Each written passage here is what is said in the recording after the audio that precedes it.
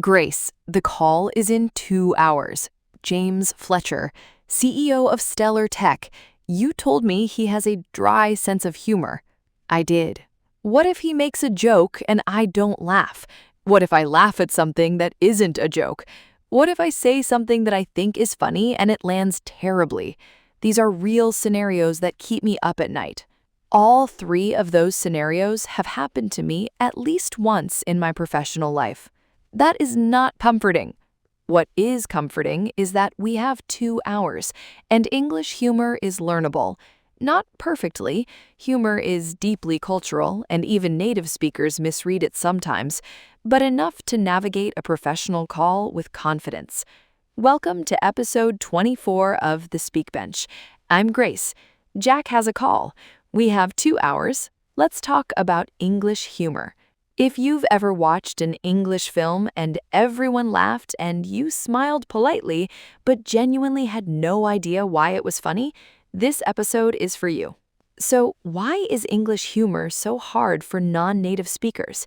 3 main reasons. First, much English humor relies on understatement, saying something is less than it is. Second, dry wit, delivering something funny with absolutely no change in expression or tone. Third, irony and sarcasm, saying the opposite of what you mean. All 3 of those are things I miss regularly. Let's start with dry wit. Dry humor means you say something funny but completely seriously. No smile, no wink, no signal that it was a joke. The listener has to work for it. Can you give me an example? Max called twice while you were in your meeting. He seemed urgent.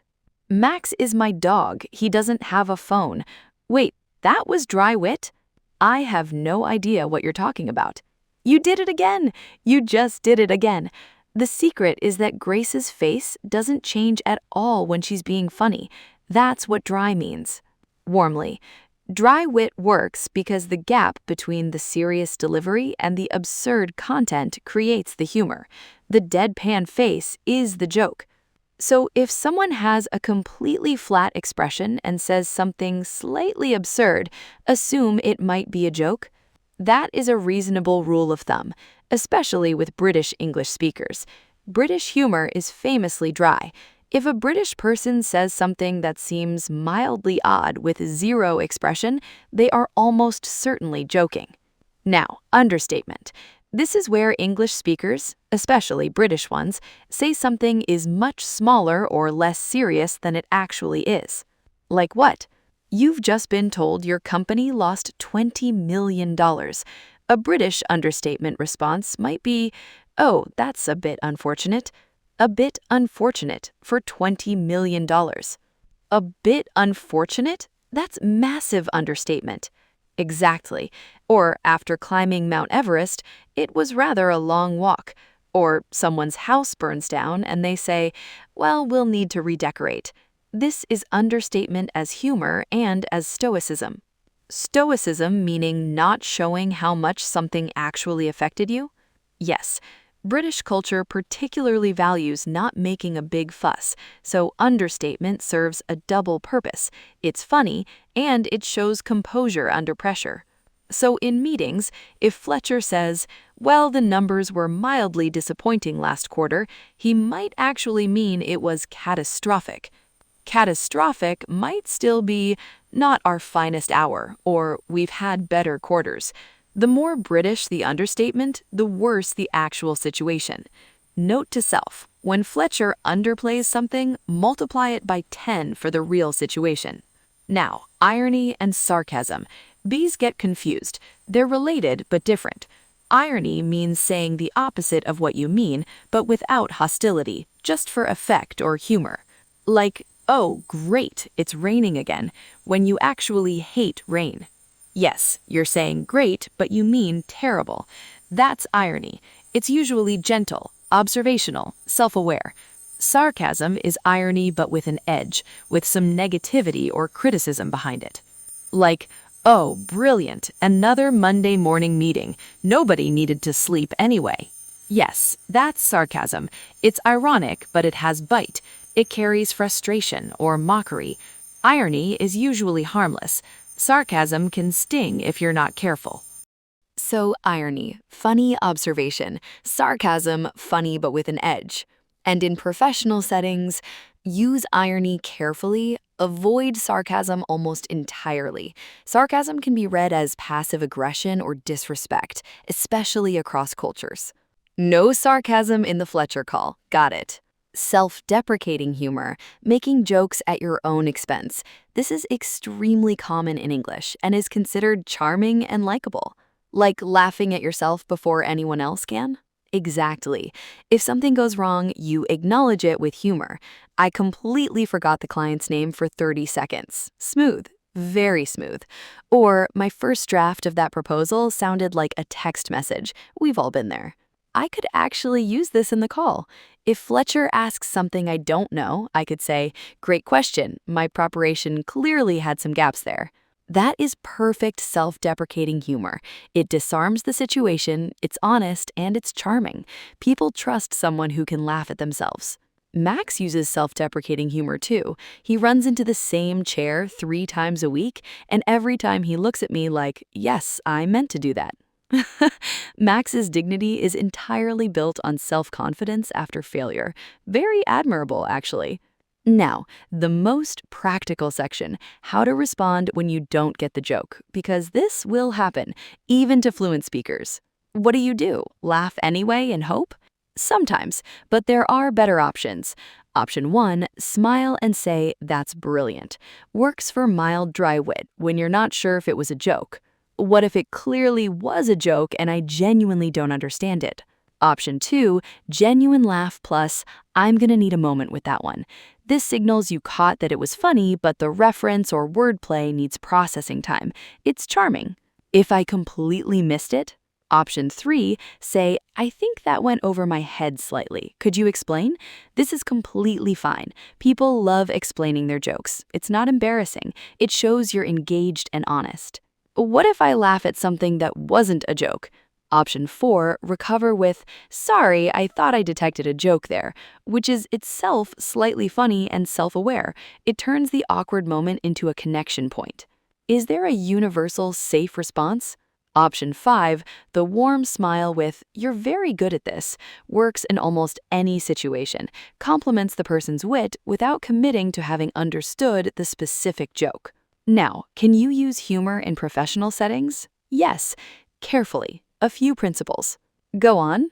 Principle 1, self-deprecation is almost always safe. Joke about yourself, never about others. Principle 2, timing matters more than content.